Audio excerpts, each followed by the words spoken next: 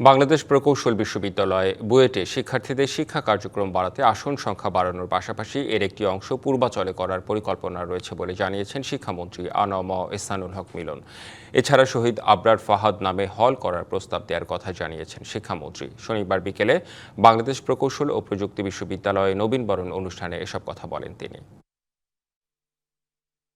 আমরা যদি বুয়েটকে আরো আমরা ডিপার্টমেন্ট স্কুল অফ ইঞ্জিনিয়ারিং যেটাই হোক সাবজেক্ট, ইলেকট্রনিক্স হোক, মেকানিক্যাল হোক, সিভিল হোক, এই স্কুলগুলোকে আমরা যদি আসন সংখ্যা বাড়িয়ে দিতে পারি তাহলে নিশ্চয়ই আমরা আমাদের এই এক্সপেন্ডিচারগুলোকে আমরা একটু ব্যালেন্স করতে পারবো। পূর্বাচলের একটা জায়গা দেওয়া হয়েছিল, আমরা সরকার থেকে আপনার পেমেন্ট করে দেবো এবং অ্যাট দ্য সেম টাইম আমরা সেখানে আপনাদের বইয়ের এক্সটেন্ড করবো।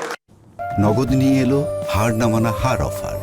সর্বনিম্ন 10,000 টাকা রেমিটেন্স নগদে পাঠালে থাকছে স্বর্ণের হার জেতার সুযোগ।